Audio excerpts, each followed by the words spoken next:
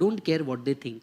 देखिए ऐसा आप लोगों में से बहुत सारे लोगों के साथ होगा अभी, जिसको 1 अटेम्प्ट, 2 अटेम्प्ट, 3 या शायद उससे ज़्यादा भी लगे होंगे। एक बात समझ लेना, राइट?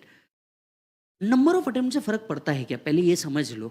आंसर इज़ नो, क्योंकि जो आपके सामने खड़ा है उसको भी 2 लगे हैं, तो इससे कोई फ़र्क नहीं पड़ता। पॉइंट नंबर 1, बराबर है कि नहीं?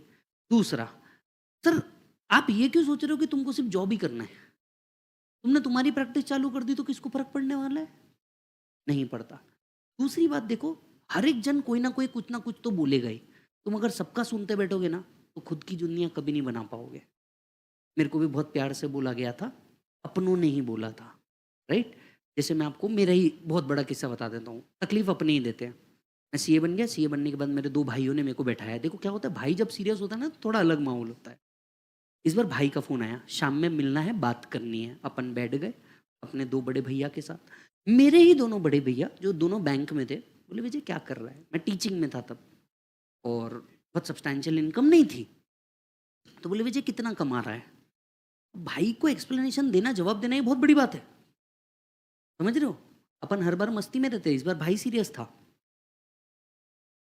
बोले कितना कमा रहा है? तो मैंने बताया, मैं बोला इतना-इतना कमा रहा है। बोले यार क्या कर रहा है तू? 15-20 हज़ार रुपए कमा रहा है महीने का। अरे हमारे ऑफिस में एक चार्टर्ड अकाउंटेंट, क्रेडिट मैनेजर 50,000 रुपए पर मंथ कमाता है। कहाँ ये सब टीचिंग वीचिंग सब में पड़ा हुआ है? मैंने कोई जवाब नहीं दिया और मैंने चुपचाप सुन लिया और बाजू हट गया। मैंने बोला ठीक है। देखिए जब आप अपने पैशन को फॉलो करते हो ना, तो बहुत लोगों की सुनना पड़ता है, इंक्लूडिंग कई बार खुद के मन की भी सुनना पड़ता है कि तेरे से नहीं हो पा रहा।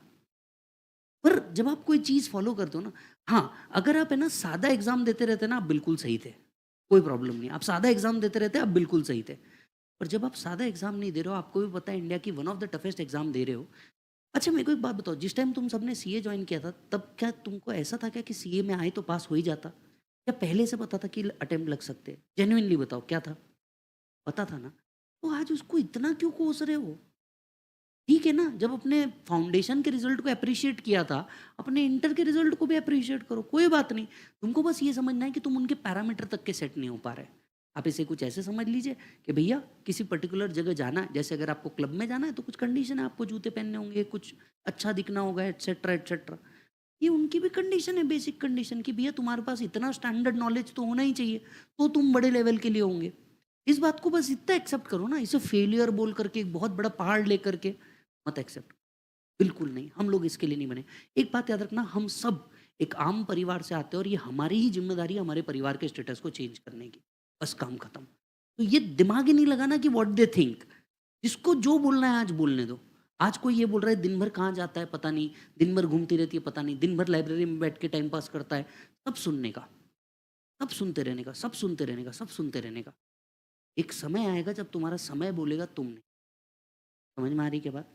ये टाइम आएगा। मेरे भाइयों की अगर मैं बात मान लेता, वो 50,000 पे रुक जाता। मैंने खुद की सुनी। मैंने किसकी सुनी? खुद की सुनी। वो अपन उससे ज़्यादा का सैलरी पे कर रहे हैं।